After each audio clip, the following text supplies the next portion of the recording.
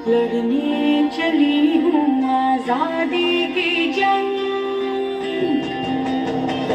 बेखौफ आजाद है जीना मुझे, बेखौफ आजाद है रहना मुझे, बेखौफ आजाद है जीना मुझे, बेखौफ आजाद है रहना मुझे।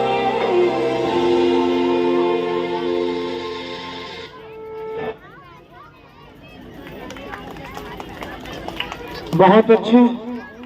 और एक बार पुनः इन बच्चों का जोरदार तालियों से स्वागत करने का कार्य किया जाए। और कार्यक्रम बहुत हो चुका है।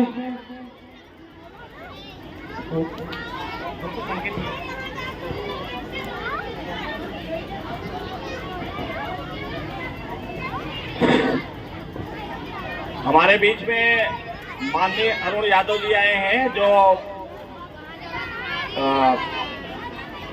लेक्चरर हैं। आप संक्षिप्त परिचय देते हुए जरा अपने विचार से हमारे बच्चों को आशीर्वाद दीजिए, अपने विचार से लोगों को। दुल्होपुर से आप चल के आए हैं, लेक्चरर हैं, विद्वान हैं। हम चाहते हैं हमारे बच्चों को और सारे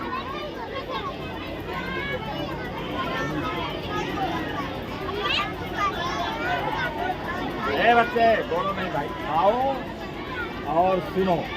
संचालक महोदय को बहुत बहुत धन्यवाद।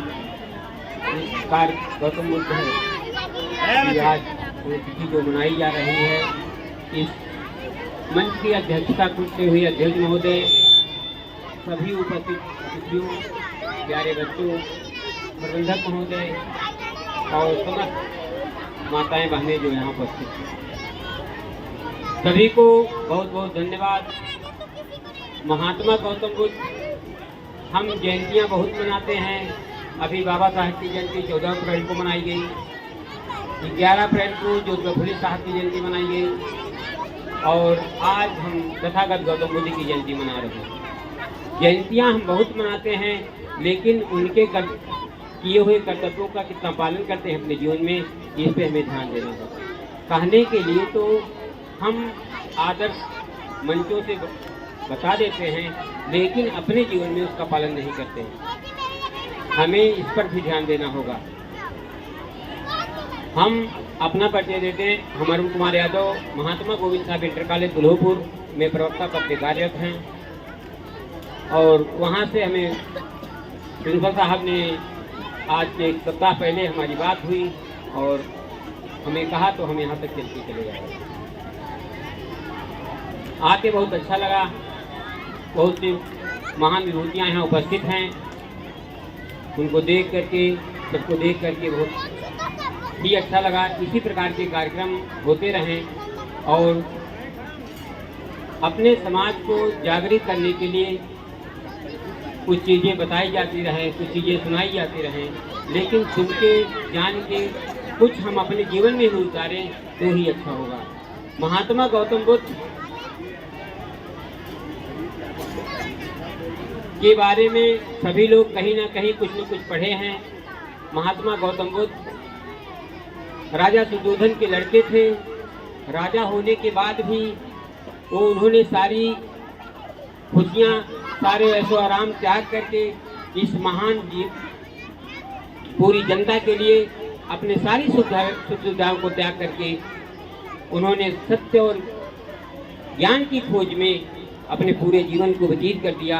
सत्य और ज्ञान को प्राप्त करके उन्होंने केवल मानवता के लिए अपने पूरे जीवन और पूरे समाज के लिए काम किया है। तो ऐसी महान भूत को हम नमन करते हुए हम बहुत बहुत आभार व्यक्त करते हैं माननीय प्रिंसिपल साहब का और मैं यहाँ के उपस्थित समस्त अभिभावकों का, सारे बच्चों का, कि यहाँ उपस्थित होकर के इस प्रकार के सांस्कृतिक कार्यक्रम करके इस प्रकार के कुछ समाज के प्रति उठने वाली कुरीतियों के प्रति जागरूक करके सबको इसके प्रति सचेत किया है। ऐसे महान विभूतियों, ऐसे लोगों के बीच में उपस्थित होकर के हम भी अपने को धन्य पा रहे हैं। हम तो यही चाहते हैं कि हम अपने पूर्वजों के बारे में ज़्यादा से ज़्यादा सीखें, ज़्यादा से ज़्यादा जानें, जिनको हमें पढ़ने से व्यथित कर दिया गया है। हम महात्मा ज्योतिबा फुले के बारे में जानें, महात्मा गौतम बुद्ध के बारे में जानें, बाबा साहब अम्बेडकर के बारे में जानें, परियार रामास्वामी नायकर के बारे में जानें, परियार ललित सिंह यादव के बारे में जानें। हमें इन महापुरुषों को भी जानने और सीखने की जरूरत है। इन्होंने क्या क्या किया, कैसे कैसे किया, समाज के लिए जागृत करने के लिए कितनी कुर्बानियाँ उठाई हैं, कौन कौन सी महान मूर्तियाँ कहीं कहीं याद करते हुए आंखों से आंसू आ जाते हैं कि हम जिसके संघर्षों से इतनी ऊंचाइयों पर पहुंचने का अवसर मिला, उनको हम भूल गए, उन्हें हमें पढ़ने नहीं दिया गया, हमें उनसे दूर कर दिया गया। कुछ स्वार्थी तत्वों द्वारा इन साहित्यों को हमसे दूर कर दिया गया। जब हमें जाने तो काफ़ी देर हो चुकी है लगता है।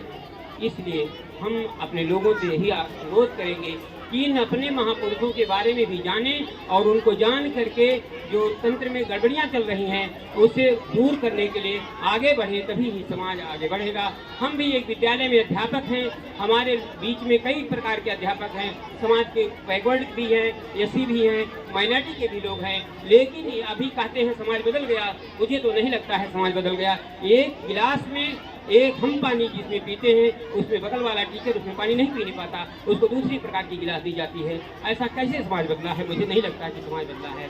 तो अभी बहुत कुछ बदलना है, जिसके बारे में सभी को सोचना होगा और इसके लिए आगे बढ़ना होगा, करना होगा। केवल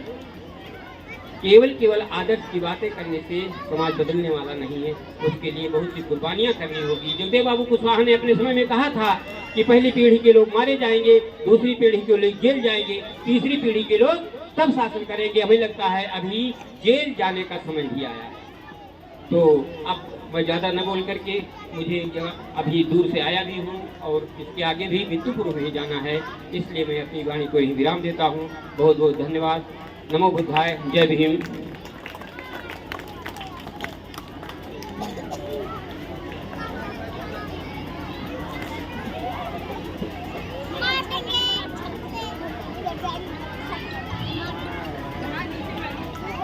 हेलो, धन्यवाद गुरुजी, आपने बहुत अच्छी बातें बताई है कि समाज अभी नहीं बदला है, क्योंकि जब तक समाज में समानता नहीं आएगी तब तक हम कैसे मानेंगे कि समाज